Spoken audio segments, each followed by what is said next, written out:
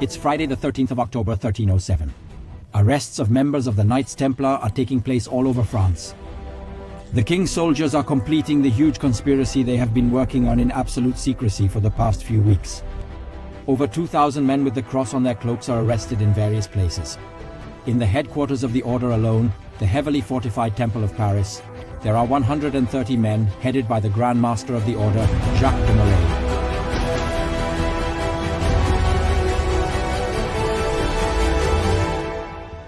Thus, the history of an institution that had been one of the most powerful and feared players in medieval Europe for the past 2 centuries comes to an end. Its sudden and total dispersal, however, raises a number of question marks. Have they leaked secrets that should not have been made public, or were they in possession of sacred or even downright miraculous objects associated with the Christian faith? These questions still excite humanity today.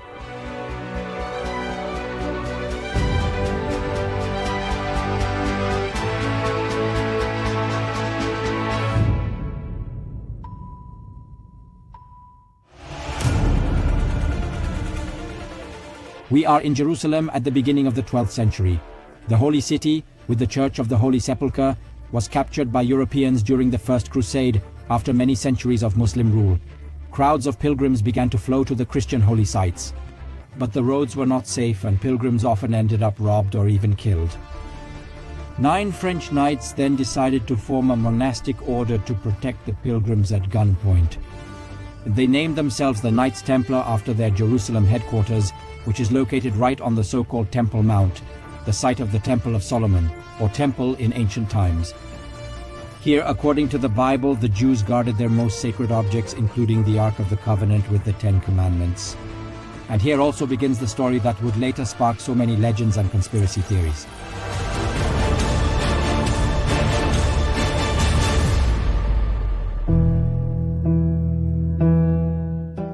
Indeed, human research in modern times has confirmed that the Templars dug into the temple's foundations and searched for lost treasures. But there are no guaranteed reports of what they found, if anything. Some fantasists speak of piles of gold, others speak directly of the Holy Grail, the supposedly miraculous cup that Jesus Christ drank from at his Last Supper. Either way, a strange thing happens. Within a few years of its founding, the order grows into a suspiciously rich and powerful institution. The Pope gives the Knights Templar enormous privileges. They don't have to be subservient to anyone, no monarch anywhere but the Pope. They are free to settle all over Europe. They pay no taxes anywhere. On the contrary, they can collect them themselves.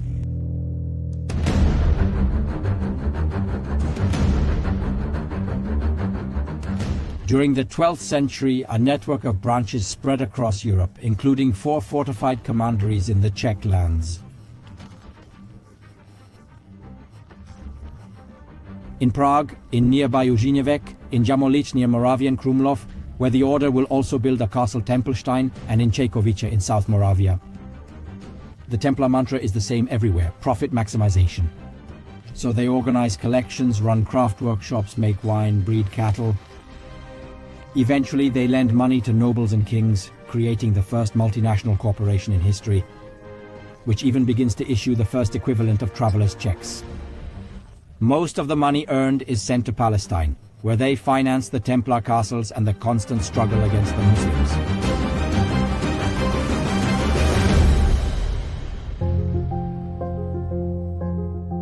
In the middle of the 13th century, some 130 years after the founding of the order, a certain Jacques de Molay is born in Burgundy.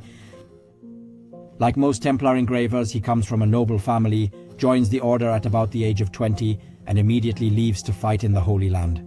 But the situation here is not what it used to be. In the meantime, the Muslims have retaken most of the Crusader territories, including Jerusalem.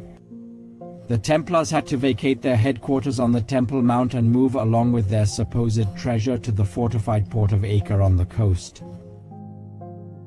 Jacques de Molay fought in the Holy Land for 20 years, but the Crusaders' situation worsened. In 1291, even Acre was surrounded. Defending against overwhelming odds has no chance of success, and so the Templars must flee again, this time by sea to the island of Cyprus. The last Christian bastion in the Holy Land has fallen.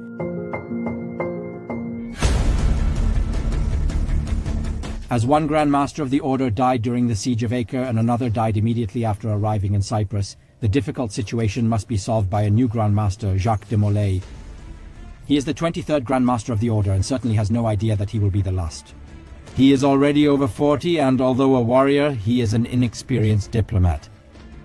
He does undertake a challenging journey to convince European rulers of the need for a new crusade to Palestine, which still keeps a Templar army in Cyprus, but it fails.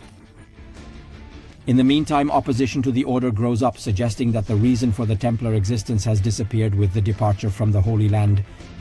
Leading the critics is the powerful French King Philip IV, known as the Magnificent One.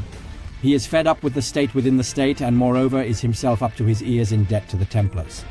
To pay off his debts, he's taking a radical approach. He decides to destroy the order.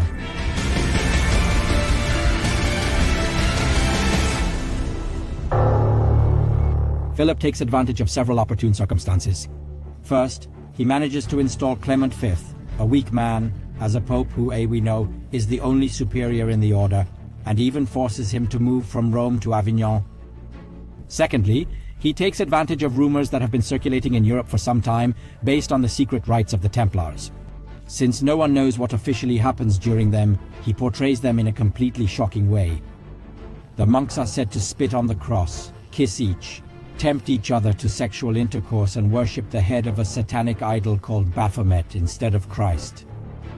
There are the worst accusations imaginable in medieval Europe. The king invites Jacques de Molay, who is in Cyprus at the time, to Paris to defend himself, but his intention is in fact quite different. Friday the 13th of October. By the way, this might be where the legend of the unlucky Friday the 13th comes from. The king carried out a coordinated raid on all the Templars in France. The action is so surprising and so well concealed that no one can resist. Not even the garrison at the temple in Paris, including the Supreme Superior Jacques de Molay.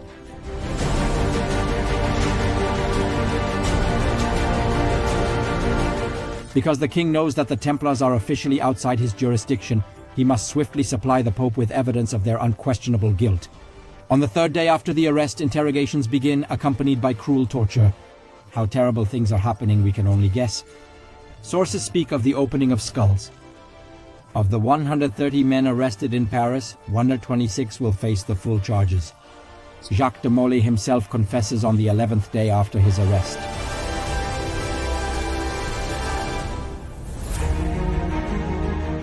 Although Pope Clement finds the whole matter extremely unpleasant, and in 2001 a document known as the Chinon Parchment is discovered in the Vatican archives, in which the Pope secretly absolves the Templars of all the accusations, in reality, he does not dare to oppose the French king. The Knights Templar must be officially dissolved. They're just figuring out what to do with the highest officials of the order. Philip calls for a swift burning. They have always confessed to the worst heresy and witchcraft. But Clement prolongs the situation as long as he can. Jacques de Molay waits in a harsh prison for many years for the resolution, now in his 70s. At first it seems he might escape with a life sentence, but he retracts all his previous confessions. According to the understanding of the law at the time, this is a refusal to repent and a return to heresy, so even the Pope can do nothing but send him to the stake. It is the 18th of March 1314, and the proud Jacques de Molay stands with other condemned Templars in front of Notre Dame Cathedral in Paris. In his final speech before the flames completely consume him, he allegedly curses all those responsible for the downfall of his order. They say they'll face God's judgment soon. Whatever the truth is, in fact it remains that Pope Clement V outlived the last Grand Master of the Templars by a mere month and King Philip IV the Illustrious by 3/4 of a year.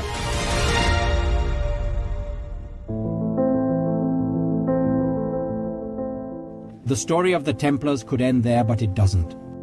For in dispersing the order, the king's soldiers failed to find the essentials, his wealth, let alone some miraculous treasure. It's certain that the Templars managed to destroy the most important documents. But many believe they must have hidden something somewhere because very little was found. And that's room for conspiracies that continue to this day. It is known that the Templar fleet of 18 ships left the port of La Rochelle in time. No one knows where it went. According to some, it went to Scotland, where enthusiasts most often search for traces of the treasure, including the Holy Grail, in the Templar chapel at Rosslyn. According to others, the fleet even followed the Vikings' trail all the way to North America, where archaeologists have been uncovering a strange, ingenious hideout for decades, with treasure waiting at the bottom. The secrets of the Templars are said to be guarded by the Freemasons, who, since their founding in the 18th century, have adopted some of the Templar symbolism and secret initiation rituals. However, nothing has ever been discovered anywhere. More than 700 years have passed since the dissolution of the Templar Order. It is remarkable that even after such a long time, the legacy of this once powerful medieval institution, including the fate of its last Grand Master, continues to intrigue human curiosity and imagination.